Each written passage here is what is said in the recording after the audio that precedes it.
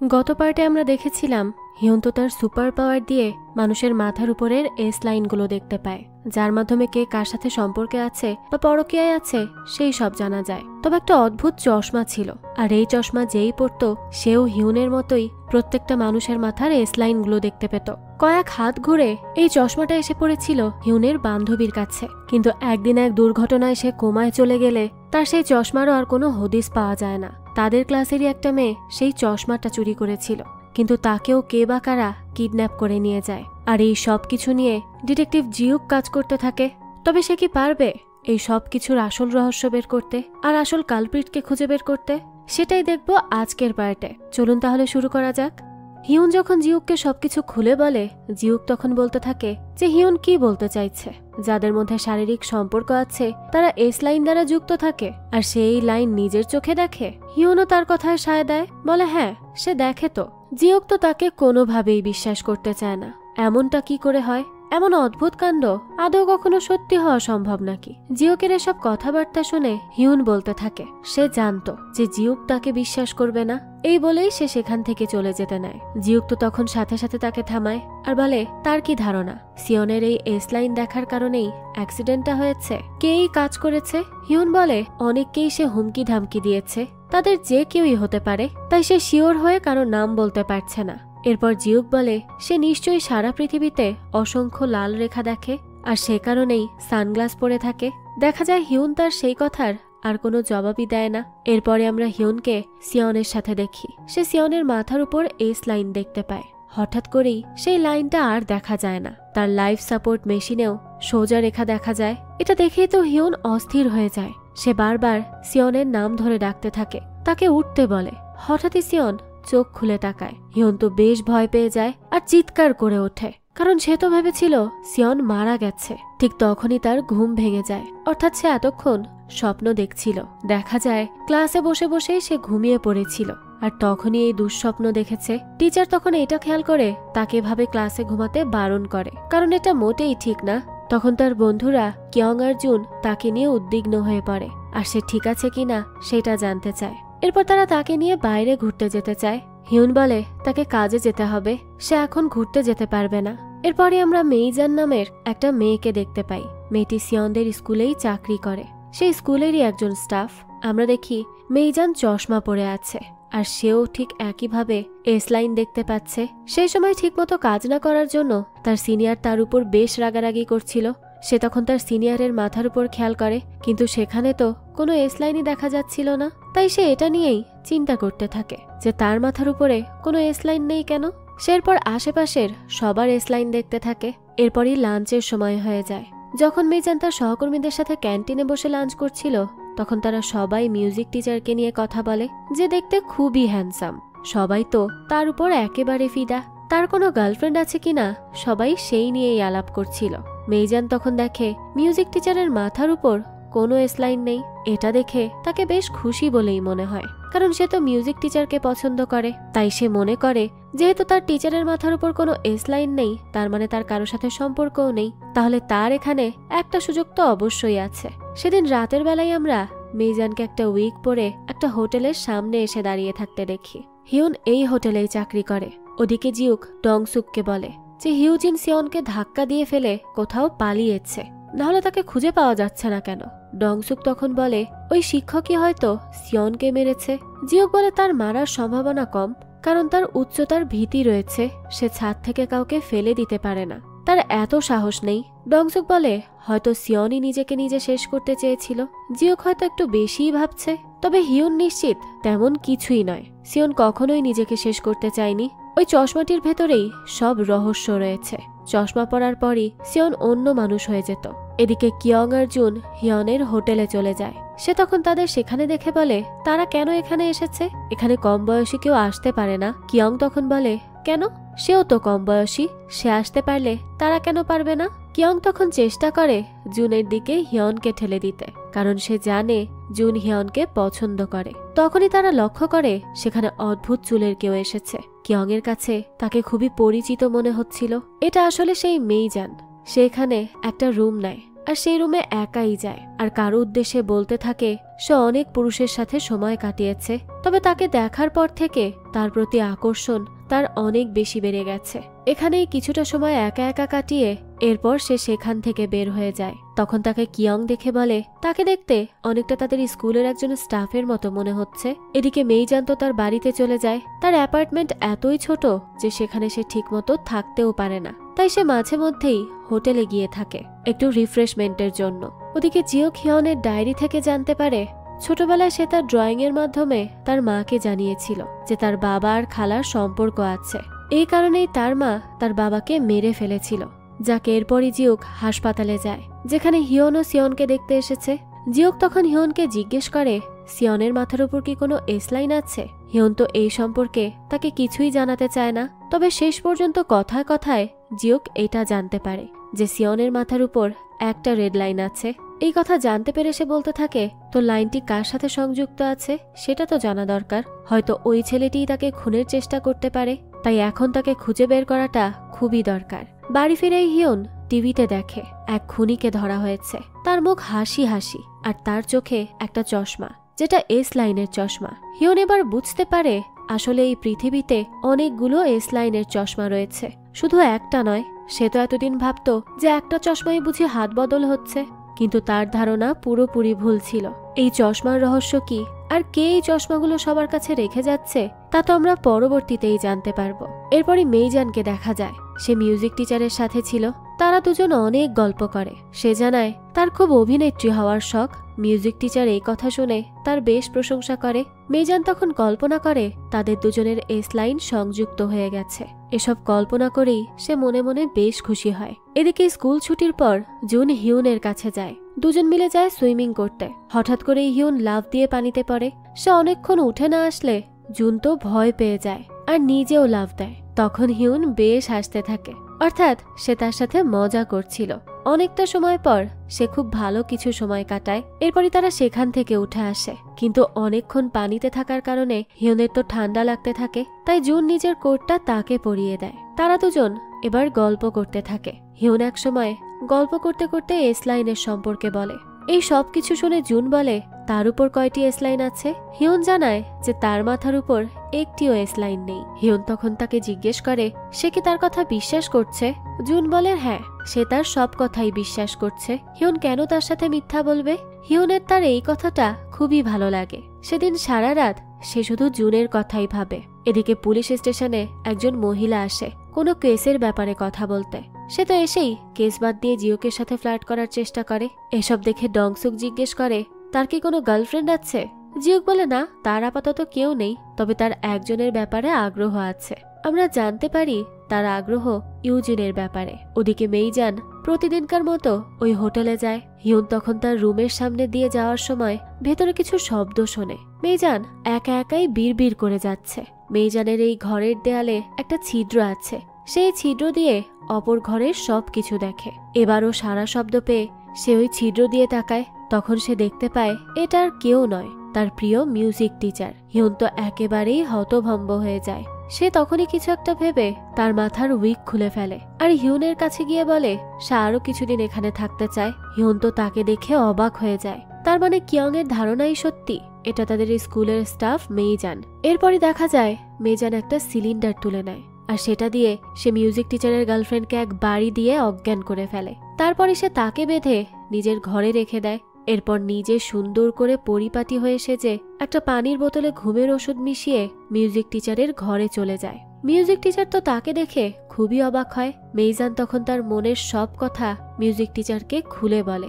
এরপর সে টিচারের কাছাকাছি যাওয়ার চেষ্টা করে, কিন্তু মিউজিক টিচারের তো এসব কিছু মোটেও ভালো লাগছিল না, তাই সে সেখান থেকে চলে যেতে চায়। এতে তো মেইজান বেশ রেগে যায় আর তার হাতে থাকা স্ট্যাপলার মেশিনটা মিউজিক টিচারের মাথায় ছুঁড়ে মারে আর তার একটু পরেই টিচার মেঝেতে পড়ে যায়। এতে তো মেইজান একেবারেই অবাক হয় না। সে মিউজিক টিচারকে বিছানায় নিয়ে আসে আর তার সাথে এই অবস্থাতেই অন্তরঙ্গ হওয়ার চেষ্টা করে। বুঝুন কতটা সাইকো হয়ে গেছে সে। ঠিক এই সময় সে খেয়াল করে মিউজিক টিচারের মাথা ফেটে চাদর রক্ততে লাল হয়ে গেছে।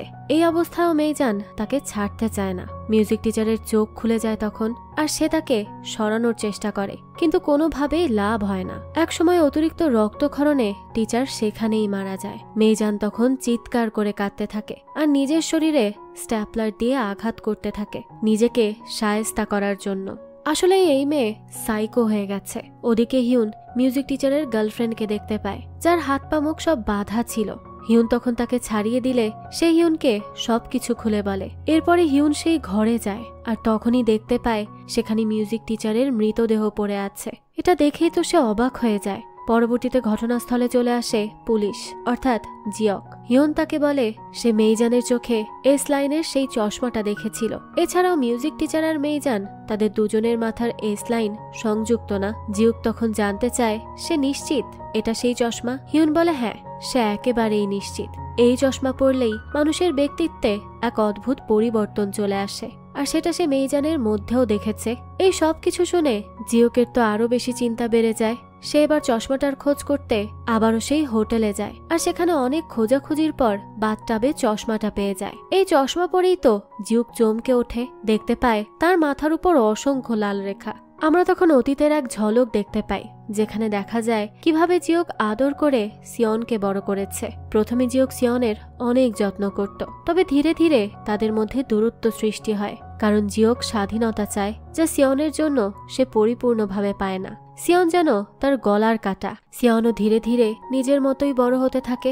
যাক, তো বর্তমানে চশমা পরে জিওক পুলিশ স্টেশনে চলে আসে। তখন সে সবার মাথার উপর কতগুলো লাইন আছে সেটাই দেখতে থাকে, আর কোন কোন সহকর্মীদের মধ্যে সম্পর্ক আছে তাও জানতে পারে। এরপরে সে ডংসুককে ডাকে আর মাথা নিচু করতে বলে। তখন সে তার মাথার উপর হাত দিয়ে দেখে ডংসুকের মাথার উপর দুটি লাইন ছিল। সে তখন জিজ্ঞেস করে তার স্ত্রী ছাড়া তার কি আর কারোর সাথে সম্পর্ক ছিল। ডংসুক বলে হ্যাঁ, একসময় তার একটা গার্লফ্রেন্ড ছিল। তারা কথা বলছিল। এই সময় সিয়নের স্কুলের একটা মেয়ে চলে আসে পুলিশ স্টেশনে অভিযোগ করতে। পরবর্তীতে দেখা যায় জিওকাত সেই ছেলেটাকে ধরে হসপিটালে নিয়ে আসে, যেই ছেলের সাথে সিয়ন শেষবার ঘুরতে বেরিয়েছিল। জিওক আসলে দেখতে চায় সিয়নের এস লাইনের সাথে এই ছেলেটি কোনোভাবে সংযুক্ত আছে কিনা, কিন্তু দেখা যায় না, সংযুক্ত নেই। জিওক তখন জানতে চায় সিয়নের কি অন্য কোনো বয়ফ্রেন্ড ছিল। ছেলেটি বলে না, এমন কেউই ছিল না। সে বলে সিয়ন আর কাউকে ভালোবাসত কিনা সে জানে না, তবে সে জিওককে ঘৃণা করত, এতটুক সে জানে। এসব কিছু শোনার পর তো জিওক বেশ চিন্তায় পড়ে যায়। এদিকে হিউন জুন আর কিয়ং এর সাথে চ্যাটে কথা বলছিল। তারা তাকে জন্মদিনের পার্টি করার কথা বলে, কিন্তু হিউন তো এসব কিছু করতে চায় না। সেই সময় হঠাৎ করে একটি অপরিচিত নাম্বার থেকে তার কাছে মেসেজ আসে, আর তার জন্মদিনে তার সাথে দেখা করার কথা বলে। হিউন তখন তার এস লাইন রিসার্চের সেটআপের দিকে তাকায়, যেখানে কিছু জন্মদিনের কার্ডও রাখা ছিল। সে তখন ওই কার্ডগুলো দেখে বেশ চিন্তায় পড়ে যায়। পরদিন স্কুলেই আমরা দেখতে পাই ওই মেয়েটি এসেছে, যে এর আগের দিন পুলিশ স্টেশনে গিয়েছিল। তার নাম জিনা। হিউন তখন তার দিকে অবাক হয়ে দেখতে থাকে। এদিকে ডংসুক জিওককে বলে তাদের একটি শারীরিক নির্যাতনের মামলা নিতে হবে। জিনা নামের একটি মেয়ে অভিযোগ করেছে। জিনা জানায় সে আর ওই ছেলেটি একসাথে কেপআপ ট্রেনিং নেয়। মেয়েটি তার সাথে দেখা করতে গিয়েছিল। সেখানেই ড্রিঙ্ক করে সে তার জ্ঞান হারায়, আর জ্ঞান ফিরলেই সে দেখতে পায় তার আন্ডারওয়্যারে রক্ত লেগে আছে। মহিলা পুলিশ জিজ্ঞেস করে তার এর আগে কারোর সাথে কি সম্পর্ক ছিল। জিনা বলে না, ছিল না, তবে জিওক তো তার মাথার উপর বেশ কিছু এসলাইন দেখতে পায়। তাই ওই ছেলেটির সাথে এ ব্যাপারে কথা বলার জন্য জিওক ছেলেটির স্কুলে চলে যায়। তখনই তার ইউজিনের সাথে দেখা হয়। ইউজিন তখন সিয়নের খোঁজ খবর নেয় আর তাকে দেখতে যেতে চায়, কিন্তু জিওক তাকে এখন যেতে নিষেধ করে। তখন ইউজিন তার চশমাটা খেয়াল করে আর তার প্রশংসাও করে। এতে তো জিওক লজ্জায় লাল হয়ে যায়। এই ব্যাপারটা আবার ডংসিক খেয়াল করে। জিওক তখন দেখতে পায় ইউজিনের মাথার উপর এস লাইন নেই। সব মিলে সে বেশ খুশি হয়। এরপর সে ওই ছেলেটিকে জিজ্ঞাসাবাদ করে। তার মাথার উপর সে একটি রেড লাইন দেখে। ছেলেটি এরপর বলতে থাকে জিনা মিথ্যা কথা বলেছে, তার সাথে জিনার কোনো রকম সম্পর্ক হয়নি, সে শুধুমাত্র তার ক্লাসমেট। ছেলেটি এরপর নিজের সম্পর্কে বলে। তার বাবা মা বাইরে থাকে, আর সে কেপঅপ স্টার হতেই কোরিয়া এসেছে। জিওক তো এখানে এই ছেলের কাছ থেকে তেমন কোনো তথ্যই পায় না, তাই সে স্কুল থেকে বেরিয়ে আসে। স্কুলের বাইরে তার হিউনের সাথে দেখা হয়। হিউন তখন তাকে তাড়াতাড়ি তার চশমাটা খুলে ফেলতে বলে। হিউন বলে অনেক খুনের সাথে এই চশমাটি জড়িত, তাই সে যেন এই চশমা না পরে। তার ওই খুনি প্রতিবেশীর কাছেও এই চশমা ছিল। জিওক তো তার কথায় পাত্তাই দেয় না, বরং সে হিউনকে বলতে থাকে চশমার ব্যাপারে সে সত্যি কথাই বলেছিল। হিউন তখন বারবার তাকে চশমা খুলে রাখতে বলে। এই চেঁচামেচি শুনে ইউজিন সেখানে চলে আসে আর জিজ্ঞেস করে কি হয়েছে। হিউন তাকে জানায় কিছুই না, এটা বলেই সে সেখান থেকে চলে যায়। ইউজিন তখন জিউককে বলে যে হিউন মেয়েটা একটু অন্য রকম। জিউক তখন ইউজিনকে বলে তার সাথে একদিন ডিনার করতে যেতে, এই বলেই সে সেখান থেকে চলে যায়। আমরা দেখতে পাই হিউনের মতো ইউজিনও খালি চোখে জিউকের মাথার উপর থাকা অসংখ্য এস লাইনগুলো দেখতে পাচ্ছে, আর তার মুখে এক অদ্ভুত হাসি। এরপরে জিউক চলে যায় ওই কেপপ ট্রেনারের কাছে, যেখানে জিনা আর ওই অভিযুক্ত ছেলেটি আসতো। সেখানেও জিউক কথা বলে তেমন কিছুই পায় না। ট্রেনার বলে জিনা মেয়েটি তেমন ভালো ছিল না, সে অনেক ছেলেদের সাথে মিশত, আর সে তার কাজেও তেমন একটা সুবিধার ছিল না। জিউক আর বেশি তথ্য সংগ্রহ করতে পারে না এখান থেকে। এরপর সে ডংসুককে বলে যে মেয়েটি মিথ্যা কথা বলছে। ডংসুক তখন জিউককে জিজ্ঞেস করে সে কি ইউজিনকে পছন্দ করে, সেটা বলুক তো, কিন্তু সে তো তা স্বীকার করতে চায় না। এরপরই আমরা জিউককে জিনার সাথে দেখি। জিউক বলে সে যেন সত্যি কথা বলে। ঘটনার 1 সপ্তাহ পরে সে এসেছে, তার কাপড় চোপড় সব ধোয়া হয়ে গেছে, কোনো প্রমাণই তো নেই। এরপর হঠাৎই জিউক দরজা খুলে দেয়। বাইরে দিয়ে তখন ওই অভিযুক্ত ছেলেটি যাচ্ছিল। জিউক তখন দেখতে পায় তাদের এস লাইন মিলছে না। জিউক তো এটা দেখেই বুঝে যায় জিনা মিথ্যা কথা বলছে। সে তাই জিনার কেস ফাইলটি বন্ধ করে দেওয়ার নির্দেশ দেয়। এরপরই সে রাতে ফিরে যায় বাড়িতে, আর দেখে নিজের বাড়ির সামনে হিউন তার জন্য অপেক্ষা করছিল। হিউন তখন তার চশমাটি নেয় আর ঘুরিয়ে ফিরিয়ে দেখে। জিউক তখন হিউনকে একটা ছবি দেয় আর বলে সে তার কেস ফাইল দেখেছে, তার বাবার সাথে তার মা যা করেছে এতে তার কোনো দোষ নেই। এরপর জিউক জিজ্ঞেস করে হিউন কি তার মায়ের খোঁজ চায়। হিউন বলে সিয়ন বলেছিল তার মা বেঁচে থাকলে নিশ্চয়ই তার সাথে দেখা করতে আসতো, তাই তার ধারণা তার মা হয়তো বেঁচে নেই। প্রসঙ্গ পাল্টাতে জিউক বলে হিউন বলেছিল চশমাটি ক্ষতিকর, কিন্তু এই চশমা দিয়ে অনেকের জীবন বাঁচানো যায়। তার ক্লাসমেট জিনা মিথ্যা কথা বলছে, সে কেসও সে চশমা দিয়েই সলভ করেছে। তার আর অভিযুক্ত ছেলেটির মাথায় এস লাইন মেলেনি, অর্থাৎ তাদের মধ্যে কোনো শারীরিক সম্পর্কও হয়নি। জিনা বলেছে আজ পর্যন্ত তার কারো সাথে শারীরিক সম্পর্ক হয়নি, কিন্তু তার মাথার উপর 4টি এস লাইন আছে। হিউন এসব শুনে বলে জিনা সত্যি কথা বলতে পারে, কারণ সে 1 সপ্তাহ আগেও জিনার মাথার উপর কোনো এস লাইন দেখেনি। জিউক তো এটা শুনেই ডংসুককে ফোন করে আর বলে জিনার কেস ফাইল রেখে দেওয়ার জন্য সে এখনই যাচ্ছে।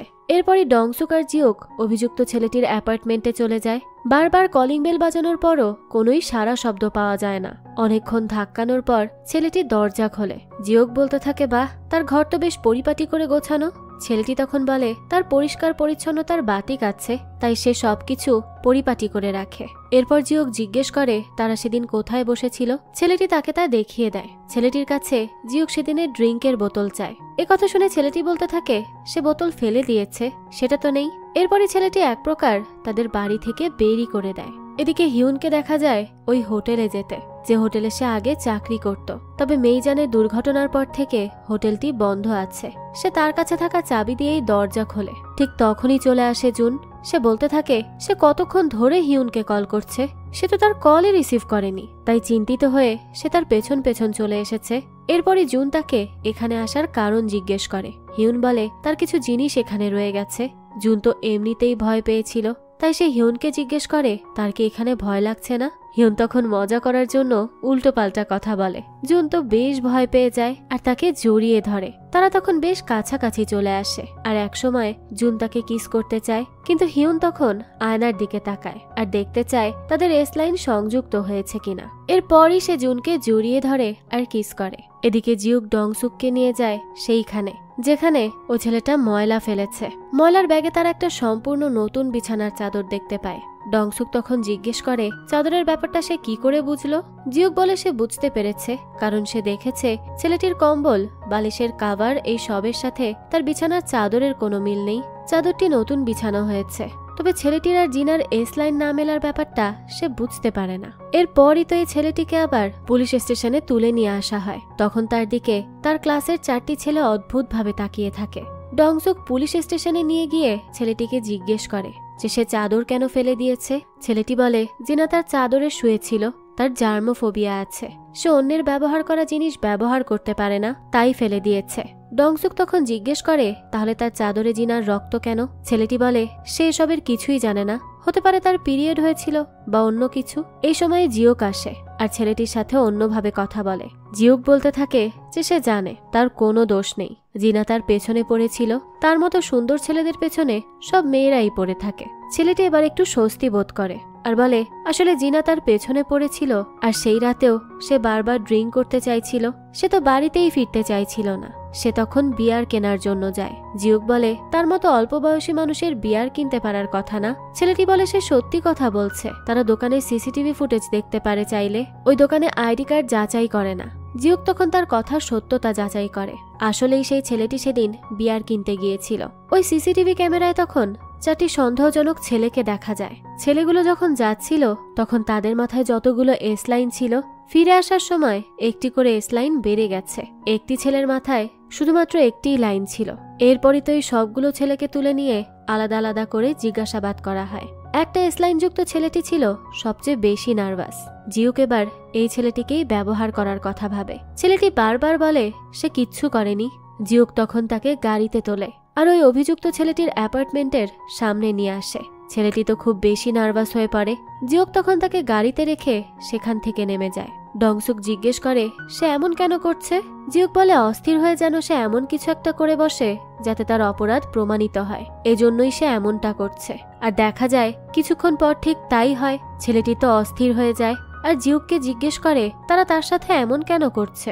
জিউক বলে বাকিদের সে অনেক আগে বাড়ি পাঠিয়ে দিয়েছে, কারণ তাদেরকে দেখতে নির্দোষ বলে মনে হয়েছে। ছেলেটি তখন বলে তার একেবারেই ভুল হচ্ছে, সে সবার বিরুদ্ধে সাক্ষী দিবে, তবে তাতে কি তার শাস্তি কমবে। জিউক বলে সেটা তো নির্ভর করছে সে কি বলছে তার উপর। ছেলেটি তখন বলে সে জিনার সাথে বাজে কাজ করেছে, এর জন্য সে অনেক বেশি অনুতপ্ত। সবকিছুর পেছনে আছে হানিউ, অর্থাৎ অভিযুক্ত ছেলেটি যার বাড়িতেই সবকিছু হয়েছে। হানিউ জানে ছেলেটি জিনাকে পছন্দ করে, তাই একদিন সে বলে সে জিনাকে তার কাছে তুলে দিতে পারে। তার বিনিময়ে সে কত টাকা দেবে। সেদিন শুধু সে না, আরো 3 জন তার সাথে ছিল। তার কথাগুলো নিয়ে রেকর্ড করে অন্য 3 ছেলেকে জিজ্ঞাসাবাদ করা হয়। জিউকের পর যায় ওই হানিউর কাছে আর একটা মাদকের বোতল দেখায়। জিউক বলে এই বোতলের মাদকই জিনাকে সে দিয়েছিল, তাই না? হানিউকে দেখতে তো বেশ কনফিডেন্ট মনে হয়। সে বলে জিউক তার বিরুদ্ধে কিছুই প্রমাণ করতে পারবে না। জিউক তখন বলে কোর্টে সবকিছু প্রমাণিত হবে, বাকি 4 জন তার বিরুদ্ধেই সাক্ষী দিবে। এবার তো সে কিছুটা ভয়ই পেয়ে যায়। এরই সাথে এই কেসও মিটমাট হয়ে যায়। এরপর দেখা যায় জিউক হিউনের সাথে গাড়ি দিয়ে যাচ্ছিল আর জিনের কেস নিয়ে কথা বলছিল। তখনই জিউকের বাবার হাসপাতাল থেকে কল আসে, তার বাবাকে আবারও খুঁজে পাওয়া যাচ্ছে না। জিউক তো তখন বেশ চিন্তায় পড়ে যায় আর হিউনকে বাস স্ট্যান্ডে নামিয়ে দিয়ে হাসপাতালে চলে যায়। হাসপাতালের সিসিটিভি ফুটেজে সে দেখে তার বাবা এক মহিলার সাথে বের হয়ে যাচ্ছে। এই মহিলাটি হলো টিচার ইউজিন। ইউজিন যেন ইচ্ছে করেই সিসি ক্যামেরায় তাকায়। এটা দেখে তো জিউক খুবই অবাক হয়। তখনই তার ফোনে একটা অপরিচিত নাম্বার থেকে কল আসে, যেখানে সিয়নের হাসপাতালের ছবি দেখা যায়। সে এবার ছুটে চলে যায় সিয়নের হাসপাতালে। তবে স্বস্তির ব্যাপার, সিয়ন ঠিকঠাক আছে। তবে সিয়নের মাথার এস লাইনটি আশেপাশেই কারো সাথে যুক্ত আছে। সে মানুষ আশেপাশে আছে ভেবে জিওক তার পিস্তল নিয়ে প্রস্তুত হয়। তখনই তার ঘরে ঢুকে তারই বৃদ্ধ বাবা। তার বাবাই নিজের নাতনি সিয়নের সাথে বাজে কাজ করেছে, তাকে শারীরিকভাবে অত্যাচার করেছে। এসব দেখে জিওক খুবই অবাক হয়। সে যেন কিছুতেই বিশ্বাস করতে পারে না। এরপরই সত্যটা অনুধাবন করে সে বাবাকে এক ধাক্কা দিয়ে সিয়নের কাছ থেকে সরিয়ে দেয়। এরপর সে তার বাবার গলা চেপে ধরে আর বলে সে এমনটা কেন করলো। জিওক তখন তার বাবাকে মেরেই ফেলতো, তবে শেষ মুহূর্তে সে নিজেকে সামলে নেয়। সে তো প্রচন্ড হতাশায় আর দুঃখে কান্নায় ফেটে পড়ে। বেচারি সিয়নের সাথে এত কিছু হলো আর সে কিছুই জানলো না। এরপরে আমরা হিউনকে দেখতে পাই, যার 2 হাতে রক্ত মাখা। তার ফোনে তখন একটা মেসেজ আসে, যা দেখে সে খুবই ভয় পায় আর জিউককে মেসেজ দিয়ে বলে তাকে সাহায্য করার জন্য। এবার আমরা একটি মেয়েকে দেখতে পাই, সে তার ক্যাফেতে কাজ করছিল। হঠাৎ করেই তার ফোনে একটা মেসেজ আসে। এটি তার এক্স বয়ফ্রেন্ডের সাথে তার অন্তরঙ্গ মুহূর্তের ভিডিও। এই ভিডিওটা দেখে মেয়েটি তো প্রচন্ড ঘাবড়ে যায়। পরদিন সে যখন ইউনিভার্সিটিতে যায় তখন সে বুঝতে পারে সবাই তার ভিডিওটি দেখেছে। মেয়েটি তো এবার একেবারে ভেঙে পড়ে। সে কি করবে কিছুই বুঝতে পারে না। তার এক্স তখন তাকে হুমকি দেয় যে পুলিশের কাছে গিয়ে কোনো লাভ হবে না। মেয়েটি এবার ঠিক করে যে সে নিজেই নিজেকে শেষ করে দিবে। তাই সে মাঝ রাস্তায় গাড়ির নিচে পড়তে যায়, কিন্তু তখনই মিস ইউজিন এসে তাকে সরিয়ে নেয়। মিস ইউজিন এখন কোনো সাদামাটা স্কুল টিচার নয়, বরং লাস্যময়ী এক মহিলা। ইউজিন তখন মেয়েটিকে একটা চশমা দেয় আর বলে এটি তার কাছ থেকে পড়ে গেছে। মেয়েটি বলতে থাকে এটি তো তার চশমা না। ইউজিন বলে সে তাহলে এটি এখানেই রেখে যাচ্ছে। এই বলে ইউজিন চলে যায়। আমরা বুঝতে পারি এই শহরে সবার কাছে যে চশমাগুলো যাচ্ছে সেগুলো আসলে মিস ইউজিনই পৌঁছে দিচ্ছে। ওদিকে হিউন দেখতে পায় জুন তার সাথে দেখা করতে এসেছে। জুন তার জন্মদিন নিয়ে অনেক বেশি খুশি ছিল আর সে তাকে শুভেচ্ছাও জানায়। হিউন তখন তার কাছে কিছু একটা চায়। এরপরে আমরা তাদের দুজনকে একটা হোটেলে দেখি। জুন বেশ অস্বস্তির সাথে বলে সে চায় তার জীবনে যদি কারোর সাথে অন্তরঙ্গ মুহূর্ত কাটে সেটা যেন শুধুমাত্র জুনই হয়। জুন তাকে জিজ্ঞেস করে সে কি তাকে পছন্দ করে। হিউন বলে হ্যাঁ, অনেক বেশি পছন্দ করে। জুন তো এতে বেশ খুশি হয়, তার মন থেকে সব অস্বস্তি দূর হয়ে যায়। এরপরই তারা দুজনে একসাথে অন্তরঙ্গ হয়। খুব ভালো কিছু মুহূর্ত কাটে তাদের দুজনের মধ্যে। তখন এস লাইন তৈরি হয়। হিউনের জীবন এখন পাল্টে গেছে। জুন তখন তাকে দাঁড় করিয়ে রেখে জন্মদিনের কেক আনতে যায়। হিউন তখন তার সামনে থাকা দোকানের কাছে তার মাথার উপরের এস লাইনটি দেখছিল আর মুচকি মুচকি হাসছিল। তখন হঠাৎই ভীষণভাবে কাঁপতে কাঁপতে তার এস লাইনটা উধাও হয়ে যায়। সে পাশেই তখন একটা জটলা দেখে দ্রুত সেখানে যায় আর দেখে জুন কেক সহ পড়ে আছে। লোহার রড তাকে এফোর ওফোর করে মেরে ফেলেছে। হিউন তখন তার কাছে গিয়ে তাকে ডাকার চেষ্টা করে। জুনের রক্তে তার দুহাত ভরে যায়। হিউন তো মানতেই পারে না জুনের এই মৃত্যু। তার জীবনে যারাই আপনজন আছে তারাই এভাবে করে তার কাছ থেকে ধীরে ধীরে সরে যায়। সে এসবই ভাবছিল। তখনই তার ফোনে মেসেজ আসে। মেসেজে ভিডিওতে সে দেখতে পায় তার প্রিয় বান্ধবী কিয়ংকে কেউ একজন বেঁধে রেখেছে আর লেখা আছে তার জন্মদিন শুরু হয়ে গেছে, তাদের দেখা করার কথা। তাই সে যেন তার স্কুলে চলে আসে। হিউন কি করবে কিছুই বুঝতে পারে না। তাই সে জিওকের কাছে সাহায্য চায়। এরপরই আমরা তাদের দুজনকে একসাথে দেখি। জিওক তখনও তার বাবা আর সিয়নের ব্যাপারটা ভাবছিল। সে তখন হিউনকে জিজ্ঞেস করে সে আসলেই কি সিয়নের এস লাইনের পেছনের কাহিনী কিছুই জানতো না। হিউন বলে আসলেই জানতো না, আর সে যদি জানতো তাহলে অবশ্যই তাকে জানাতো। এরপরই হিউন তাকে বলতে থাকে যে তার প্রত্যেক জন্মদিনে কেউ তাকে কার্ড পাঠায়। আগে হিউন ভাবতো তার মা কার্ডগুলো পাঠাচ্ছে, কিন্তু এখন সে বুঝতে পেরেছে কেউ একজন তার এই জন্মদিনের জন্য অধীর আগ্রহে অপেক্ষা করে আছে। মোবাইলে মেসেজগুলো দেখে জিওকের তখন ইউজিনের কথা মনে পড়ে যে সে কিভাবে তার বাবাকে বের করে নিয়ে এসেছে। তাই সে ইউজিনের ব্যাপারে খোঁজ খবর নিয়েছিল, কিন্তু তার সব পরিচয়ই নকল। তাই জিওক বলতে থাকে তাদের স্কুলে গিয়ে খবর নিতে হবে। ওই স্কুলটিতেই কোনো একটা তো সমস্যা আছে।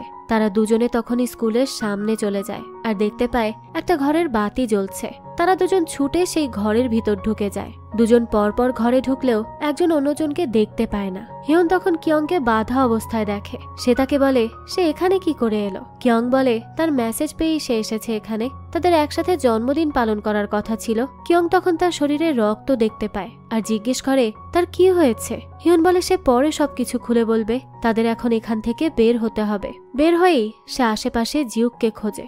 অনেক ডাকাডাকি করার পরেও তারা তাকে পায় না। এবার তারা নিজেরাই বের হওয়ার চেষ্টা করে, তবে সিঁড়ি দিয়ে তারা যতই নিচে নামে ঘুরে ফিরে একই জায়গায় চলে আসে। হিউন তখন বুঝতে পারে তারা এই জায়গায় ফেসে গেছে। এরপর হিয়ন কিয়ংকে নিয়ে ছাদে যাওয়ার চেষ্টা করে।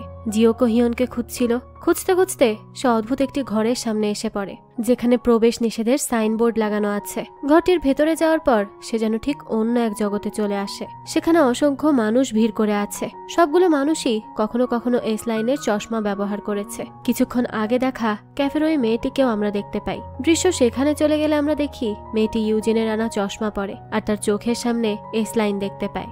ইউজিন তখন তাকে এস লাইন নিয়ে বোঝায়। সে বলে যে সে যেই লাইনগুলো দেখছে কিছুদিন পর তা সবাই দেখতে পাবে। সবাই তার মাথার উপর এস লাইন দেখতে পাবে, আর সে কার কার সাথে সম্পর্ক করেছে সব জেনে যাবে। তার আগে তার উচিত এই এস লাইনগুলো সব মুছে দেয়া। সে নিজেকে নিজে শেষ করে দিচ্ছিল, তবে এখন সে অন্য কাউকে শেষ করতে পারে।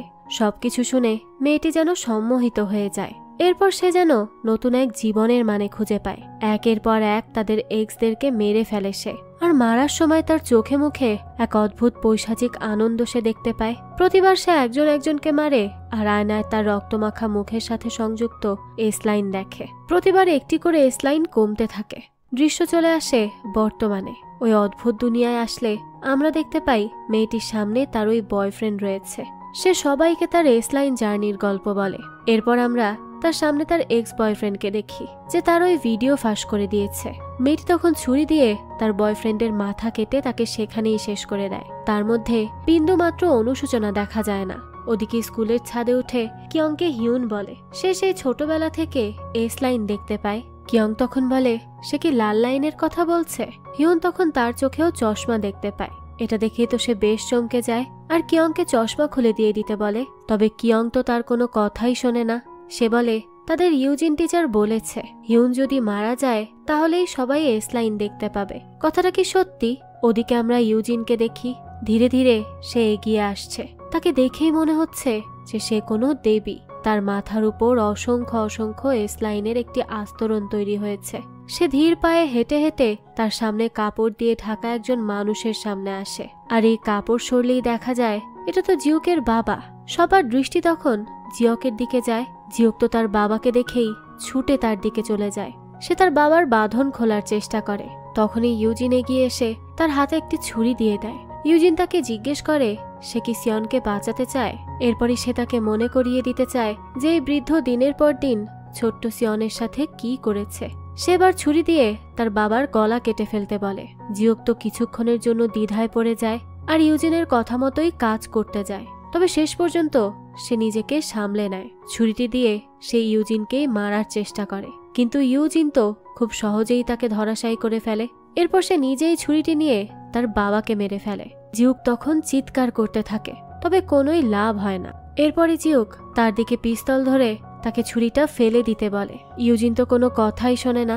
জিউক একের পর এক গুলি করে যায়, তবে সবগুলি যেন হাওয়ায় মিলিয়ে যাচ্ছে। ইউজিন বলে জিউকের মতো কোনো সাধারণ মানুষ তাকে মারতে পারবে না। সে জিউককে জিজ্ঞেস করে এই এস লাইনের দুনিয়া তার কেমন লাগছে, তার এখানে কেমন অনুভূতি হচ্ছে। কিছুক্ষণের মধ্যেই তারা এমন একটি দুনিয়া পেতে চলেছে যেখানে চশমা ছাড়াই এই লাইন সবাই দেখতে পারবে। পুরো পৃথিবী হবে রক্তাক্ত। জিউক তখন ইউজিনকে একের পর এক গুলি করে যায়। এই সময় সে ইউজিনকে বলে সে নিশ্চয়ই তাকে ছাদ থেকে ফেলে দিয়েছে, অর্থাৎ সিয়নকে। ইউজিন বলে হ্যাঁ, সেই তাকে ছাদ থেকে ফেলেছিল, কারণ যদি এমনটা না হতো তাহলে জিউক তার বাবার সত্যি কিছুতেই জানতে পারত না। সে সবকিছু ভেবে চিন্তেই করেছে, তাকে সত্যের দিকে ঠেলে দিয়েছে। ওদিকে স্কুলের ছাদে কিয়ং হিউনের গলা চেপে তাকে মেরেই ফেলছিল। হিউন তো তাকে কোনোভাবেই থামাতে পারছিল না। তখনই সে কোনো মতে কিয়ং এর চশমাটি নিয়ে নেয় আর ফেলে দিয়ে চশমাটি পা দিয়ে মারিয়ে ভেঙে ফেলে। তখন কিয়ন একেবারে স্বাভাবিক হয়ে যায়। এই ধস্তাধস্তিতে হিউনের গাল কেটে যায়। আগে তার শরীরের কোথাও কাটলে তা আবার একা একাই ঠিক হয়ে যেত, কিন্তু এবার তা হয় না, বরং তার শরীরের রক্তের ফোঁটা ধীরে ধীরে উপরে উঠে যেতে থাকে। তার চোখের রং পাল্টে যায়। রক্তের ফোঁটা একসময় এস লাইনে পরিণত হয়। এমন হতে হতে হঠাৎ করেই হিউন নিজেকে এস লাইনের দুনিয়াতে আবিষ্কার করে। সেখানে ইউজিন জিউকের গলা চেপে ধরে তাকে প্রায় মেরেই ফেলছিল। হিউন তখন চিৎকার করে তাকে থামায় আর জিজ্ঞেস করে সে এসব কিছু কেন করছে।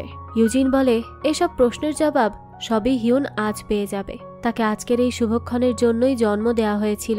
প্রতিবার কোনো দুর্ঘটনার পর সে যে বেঁচে যেত সেটা শুধুমাত্র আজকের দিনের জন্যই। আজকের জন্যই তাকে বাঁচিয়ে রাখা হয়েছিল। এই এস লাইন দেখাটা কারো জীবনের কোনো অভিশাপ নয়, এটা অনেক বড় কিছু। সবাই এস লাইন দেখার জন্য মুখিয়ে থাকে। এই চশমা পেলে সবাই খুশি হয়ে যায়। হিউন বলে এটা অবশ্যই অভিশাপ। এর কারণে কত মানুষকে মেরে ফেলে, কত পরিবার শেষ হয়ে যায়। সে নিজেই জানে যে এস লাইন কত বড় অভিশাপ। ইউজিন তখন তাকে মেরে ফেলার জন্য সামনে এগিয়ে যায়। আশেপাশে সব এস লাইন দেখা মানুষেরা তাকে ঘিরে দাঁড়ায় যেন সে পালাতে না পারে। তবে হিউন পালায় না, সে নিজেই ছুরির আঘাতের জন্য অপেক্ষা করতে থাকে। হঠাৎ করে এক মহিলা সামনে চলে আসে আর তাকে বাঁচিয়ে দেয়। সাথে সাথে সেই মহিলার শরীরে ছুরি ঢুকে যায় আর সে মারাত্মক আহত হয়। এটাই হলো তার মা। হিউনের মা তখন বলে সে যেন তাকে ক্ষমা করে দেয়। সে তার সামনে আসতে অনেক দেরি করে ফেলেছে, তার আরো আগে আসার দরকার ছিল। হিউনের মা আরো বলে সে তার স্বামীকে মারার আগে তার কাছেও ওই চশমা এসেছিল। চশমা পরেই সে জানতে পারে তার স্বামী আর তার আপন বোনের মধ্যে সম্পর্ক রয়েছে। ওই চশমার প্রভাবেই সে তার স্বামীকে মেরে ফেলে। এতে হিউনের কোনো রকম দোষ নেই, সে যেন নিজেকে দোষারোপ না করে। এই বলে তার মা তার চোখের সামনেই মৃত্যুবরণ করে। হিউন এত বছর পরে প্রথম তার মাকে দেখল, আর এখনই তাকে তার মাকে হারাতে হচ্ছে। এতে তো সে প্রচন্ড ক্ষিপ্ত হয়ে যায়। সে তো ইউজিনকেই এবার মারতে যায়, তবে ইউজিন একটা ছুরি নিয়ে তার শরীরে ঢুকিয়ে দেয়। আগের মতো করেই হিউনের রক্তের ফোঁটাগুলো তখন ধীরে ধীরে উপরে উঠতে থাকে আর আকাশে মিলিয়ে যেতে থাকে। পুরো আকাশ রক্তের মতো লাল। ইউজিনের ইচ্ছে পূরণ হয়। তার ইচ্ছে ছিল এভাবে করে পুরো পৃথিবীর সবাই এস লাইন দেখতে পারবে। হিউন তার রক্তের সাথে সাথে তখন উপরে উঠতে থাকে। ইউজিন বলতে থাকে তার মৃত্যু পৃথিবীর মানুষকে এক অদ্ভুত দিব্য দৃষ্টি দিবে। ইউজিন এরপর জাদু শুরু করে আর এস লাইন পুরো পৃথিবীতে ছড়িয়ে দেয়। এরপরে একসময় হিউন নিচে আছড়ে পড়ে। তার জ্ঞান ফিরতেই সে ইউজিনকে আক্রমণ করে বসে। সে ওই ছুরিটি ইউজিনের পেটে ঢুকিয়ে দেয়। এই অবস্থায় ইউজিন হেসে হেসে বলে হিউন তাকে মারতে অনেক দেরি করে ফেলেছে। তার যা করার ছিল সেটা করে ফেলেছে। তার কাজ এখন শেষ।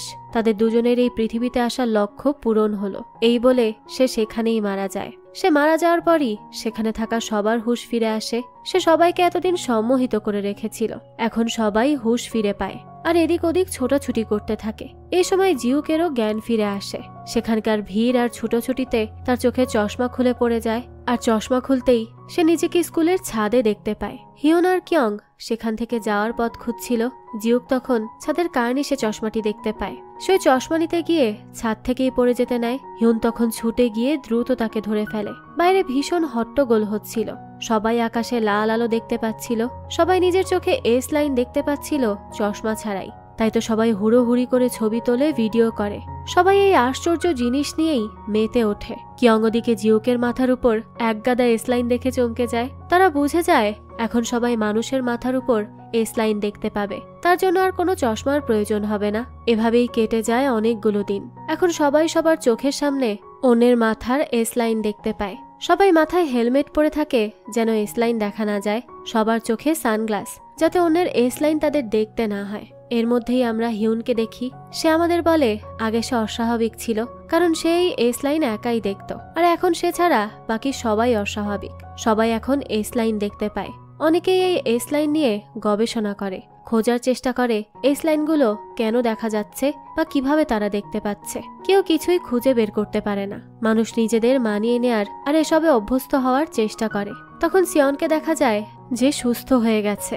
তার মাথার উপর এখন কোনো রকম লাইন নেই। এই এস লাইনের জামানায় সে এস লাইনহীন। তার সাথে তার আঙ্কেল জিওকের সম্পর্কও এখন ভালো হয়ে গেছে। আগে সে জিওকের গাড়িতে একেবারে উঠতে চাইতো না। এখন আমরা তাকে জিওকের গাড়িতে উঠতে দেখি। সিয়ন গাড়িতে উঠতেই জিওক জিজ্ঞেস করে তারা কোথায় খেতে যাবে। সিয়ন তখন মজা করে বলে তার মাথার উপর এত এস লাইন, তার সাথে কোথাও যেতেও তো তার লজ্জা হয়। সবাই তার দিকে তাকিয়ে থাকে। এর মধ্যে হিউনকে দেখা যায় যে এখনো একা রয়ে গেছে। জুনের মারা যাওয়ার পর থেকে সে আর কাউকে জীবনসঙ্গী হিসেবে বেছে নেয়নি। আগের জীবন আর এখনকার জীবন তার একই রয়েছে, একেবারে একা একা। তাকে আমরা জুনের মেমোরি হলের সামনে দেখি। সেখানে দাঁড়িয়ে সে জুনের আর তার কাটানো সময়গুলোর কথাই মনে করে। হঠাৎই তার মনে হয় কেউ তার নাম ধরে ডাকছে। সে প্রথমে মনের ভুল মনে করলে পরে আবারও ফিসফিস করে কেউ তার নাম ডাকে। সে তখন লক্ষ্য করে তার কানের কাছে ইউজিন চলে এসেছে আর তার নাম ধরে ডাকছে। এখানেই এই গল্পটা শেষ হয়ে যায়। তবে বোঝাই যায় এর সেকেন্ড সিজন আসবে। সেখানেই হয়তো আরো নতুন নতুন রহস্যের উন্মোচন হবে। আর এর পরবর্তী সিজন যখনই আসবে তা আমি আপনাদের জন্য এক্সপ্লেইন করার চেষ্টা করব। যাক, এই তো ছিল আজকের গল্প। এই গল্পটা আপনাদের কাছে কেমন লেগেছে সেটা অবশ্যই আমাদেরকে কমেন্ট করে জানাবেন। যদি এতটুকু ভালো লেগে থাকে তাহলে একটি লাইক দিয়ে যাবেন। আর হ্যাঁ, আমাদের এই চ্যানেলে কিন্তু প্রতিনিয়তই নতুন নতুন ভিডিও আপলোড করা হয়। সেই সব ভিডিওর আপডেট পেতে আমাদের চ্যানেলটিকে সাবস্ক্রাইব করে বেল আইকনে অল দিয়ে রাখতে কিন্তু ভুলবেন না। আর একটা কথা, আমাদের সকল ভিডিওর আপডেট পেতে জয়েন করতে পারেন আমাদের হোয়াটসঅ্যাপ চ্যানেলে। লিংক ডেসক্রিপশন বক্সেই দেয়া আছে। আজকে তাহলে এই পর্যন্তই। আবারও হাজির হব নতুন কোনো ভিডিও নিয়ে। সেই পর্যন্ত সবাই ভালো থাকবেন আর আমাদের চ্যানেলের সাথেই থাকবেন। ধন্যবাদ।